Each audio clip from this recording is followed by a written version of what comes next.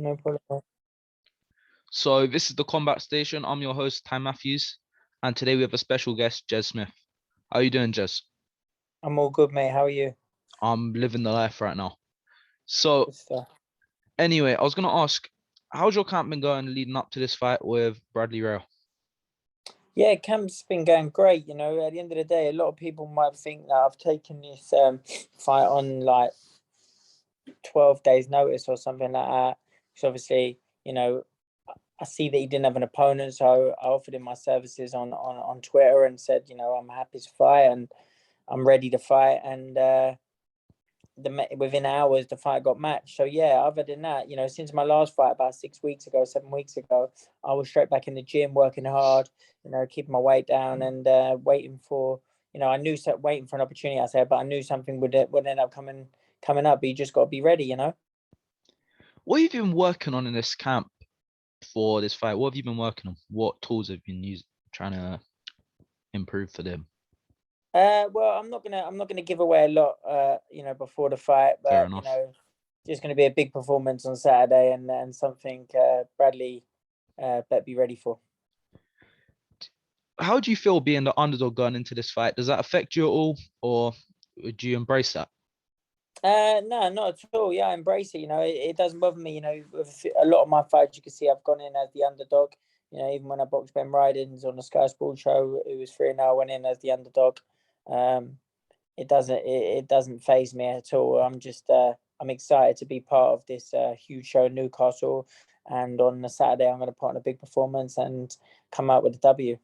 What do you think Brad brings to this fight? What do you see in what he does that is good and bad?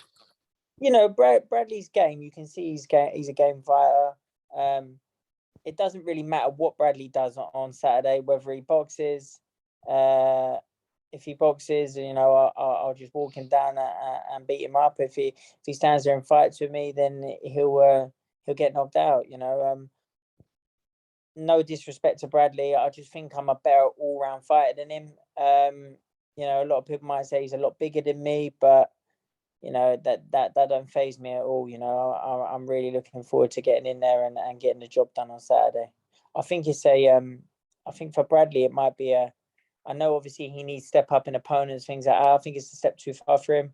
I think obviously a lot of people might look at me and think, I've lost 3 fights and, but I've been in with a lot better opposition than he's been in with. Do you know what I mean? I've been in them hard fights and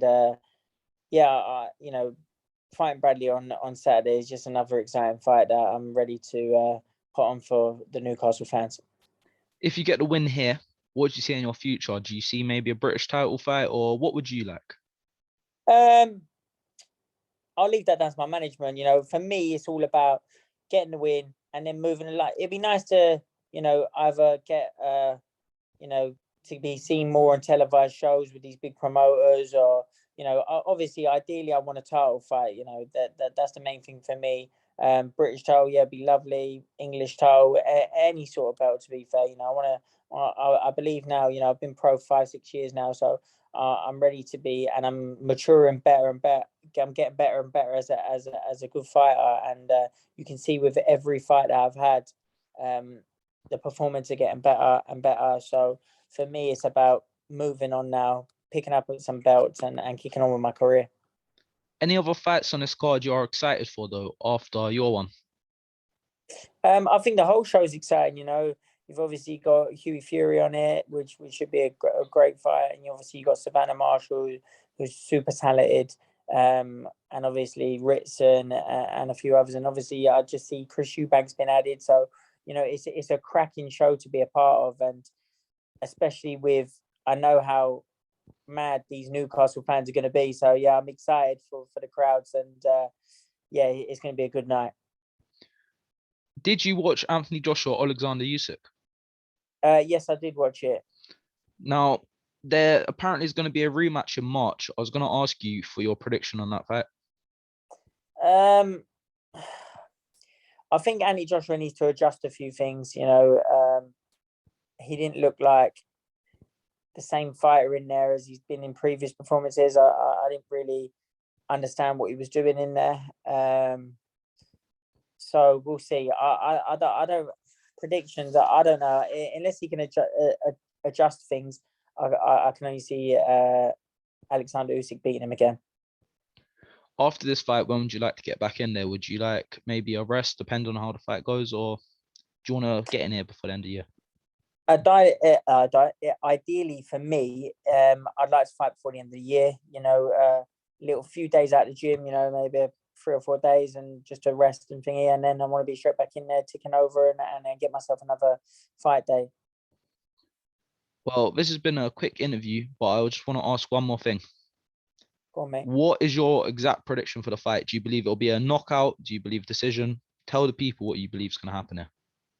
It's going to be a Jez Smith win, whether it's going to be a knockout or a point. At the end of the day, it's going to be a massive win for me. Do you want to quickly shout out your socials?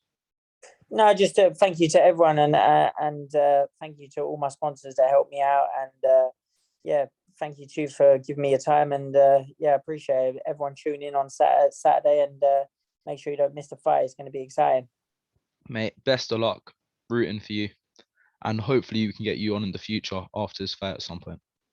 For sure, mate. Thank you very much. Thank you for your time. This has been the Combat Station, and we are out.